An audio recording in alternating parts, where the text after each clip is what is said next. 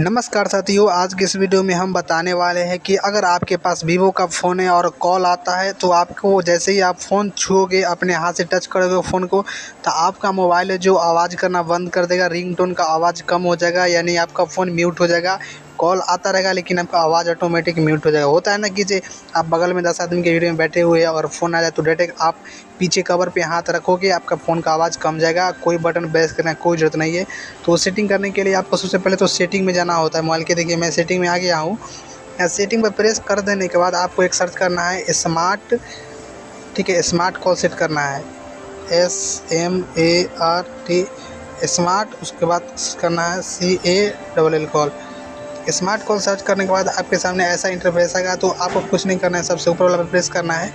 ऊपर वाला पर प्रेस कर देने के बाद आपके सामने नीचे से 2 नंबर में एक ऑप्शन खुल के दिखाई देता है। सामने जो लिखा हुआ है स्मार्ट म्यूट, यानी स्मार्ट म्यूट है ना, इसको आप ऑन कर दीजिए। आपके मोबाइल में जैसे कवर पर हाथ धरोगे, आपका मोबाइल ऑटोमेटिक साइलेंट हो जाएगा, ऑटोमेटिक आवाज़ करना बंद हो जाएगा।